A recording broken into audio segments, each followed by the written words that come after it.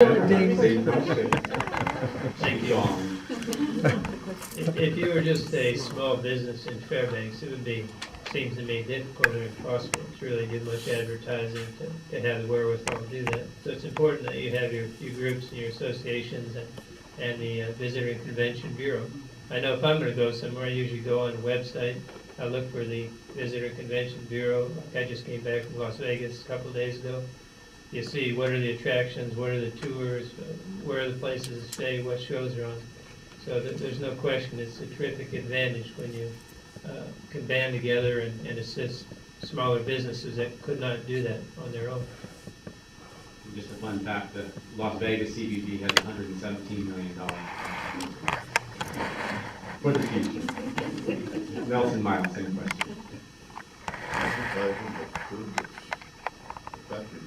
We're a local. Probably more people involved in advertising in this country than any other program. So, yes. And final part of round one, we'll move on to the Borough Assembly candidates. Sorry to jump the gun there. And Buzzy has an outstanding question. We'll start right in the middle here with Luke. Okay, Luke. So in what ways, if any, has tourism played a role in your life as a resident of interior Alaska?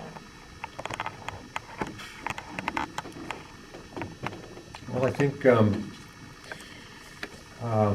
when I've traveled around the community, evenings, daytime, I meet the tourists. They're walking around, they're in our pioneer parks, they're downtown. I talk with them, sit in restaurants and eat with them. And when I travel outside the community, to our national parks, to the Princess hotels that I stay in, full of tourists, and always interact with them, and I enjoy it all summer long. What I hope for is more in the winter, where we can be having opportunities to expand winter tourism. I think that's the next place we should go, besides outside and look at the Northern Lights, which I hope we work to keep as a destination issue for Fairbanks as opposed to the realm of Canada. Thank you. Any questions?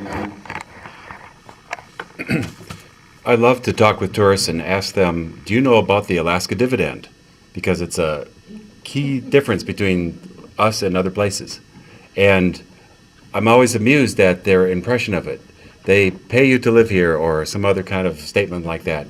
And then I can segue into explaining economics. No, it's not a direct thing. They invest the money, and it's the return that goes equal to everybody. And so I definitely enjoy that. In my own businesses that I've run in the past, my Get a Meal for a Song restaurant with the reindeer stew, that definitely brought the tourists right to me, and that was a big part of my income.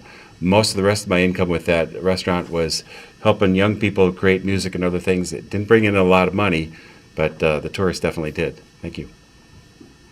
Special tough question for guys out there. Same question? Same question. Well, I'm sort of been puzzling over the question, but I'll tell you that this last year, since I was off the assembly and I had great freedom to travel, I went down to New Zealand for 2.5 months, traveled around, and what I learn as traveling in other countries as a tourist, I bring back here and try to apply and try to share it a little bit.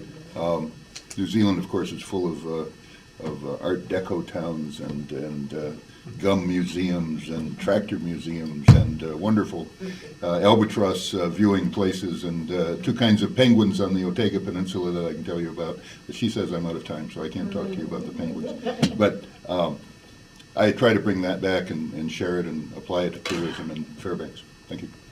Any questions down there? Well, I think that I first came up here because I wanted to see Alaska. I've been here 31 years, and it seems like every year I'm taking friends around. And lately, as I've been really involved with Rotary and the exchange programs, it seems I get to take at least a week off every year and show people from India or Thailand our great community, and it's just been wonderful. And another way, I have gotten some legal business out of the tourism industry when people get injured. And so that has impacted my life. And all my family has come and visited, and my dad's living here now. So after he decided that Fairbanks is okay to live. So I think it just impacts our entire life, one way or the other. And I love to travel, and whenever I travel, I always talk about Fairbanks to people, and they don't understand why we want to live here, but I do. really fun. I think that we all have a role to play as an ambassador, and that's something I enjoy doing when I travel for business. People always say, oh, that's the girl from Alaska, and then I get 1,000,001 questions. And people say, oh, I went up on a tour. So I think we all have a role to play in our life to be ambassadors for Fairbanks and to extend our golden heart out and let people know. So I think that's the role that, I see that, I'm an ambassador when I go out and let people know about Alaska and come see us. Kelly Brown. Well, actually, I guess I could say I started my career in the tourism industry. My sister and I used to carve diamond willow and put up a stand on the highway and sell to the tourists down and clear. The tourism industry supports the quality of life issues in our community that I think that are important. And my family loves going out to Chino Hot Springs or the Riverboat or the ice park. It's a great event. We love having relatives come up there. My husband's Athabascan, so we're very excited when AFN is here. Believe me, we got a lot of teasing when it was here years ago over at the ice park. But we're glad to have them back. I would just say we need to do the basketball tournament because that's what pushes them to Anchorage. So. Tammy Wilson. Well, it has an impact. My daughter works for Chino Lakes. She always has wonderful stories to tell about how they're looking for Chino Hot Springs and I end up at Chino Lakes instead and took a wrong turn. The other thing is this last year when I flew back after visiting back home, I ended up sitting between two gentlemen from Indiana coming up here for a convention for those who work in counties. And they were just fascinated. Where could they take a car? Where should they stay? Where's a good place to eat? Do we even have places to eat? I mean, they just really had no idea. Could they walk to a glacier? It's just like every time I answered a question, they had another one, and they're just like, I could just tell by looking at you, you just love it here. And I was like, people love this place or they hate it. There just seems to be no in between. And once you kind of get here, you're not going to want to go back. And they are already looking forward to coming back before the plane even landed. So it was really awesome. That concludes round one. We'll move on to round 2 of 3, and that will start with a question for the city mayor candidates, who will be asked by Deb Didcock, and the first person to answer the question will be Frank Turner. Yeah. Well, I have to admit this is a really long-winded question. So there's a preface to the question, and then it has 2 parts. So I'm going to take my time, and I'd be happy to repeat it too if you need that. But I don't know who wrote this question. It must have been somebody long-winded. Was it written? I tried to get it down if you wrote it down. At present, the visitor industry is a significant contributor of property taxes used to fund general government services. And over and above its property tax contribution, generates about another $1 million used by the city to fund non-destination marketing items.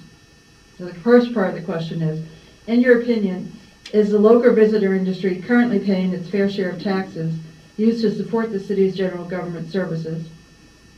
And then the second part is, would you support additional targeted visitor industry taxes used to support general government services? Why or why not? You're going to have to pose that first one when it comes to taxes again. The first one now? In your opinion, is the local visitor industry currently paying its fair share of taxes used to support the city's general government services? Well, I guess I'd have to explore and question whether it's fair share or not, as far as the taxes goes. And when it comes to the visiting bureau, if you want to question, I've been over this before. When you come and want money from the bed tax money, I question where those salaries are going, and positions and pay scales. That's one of the big questions over the city over the years we've had.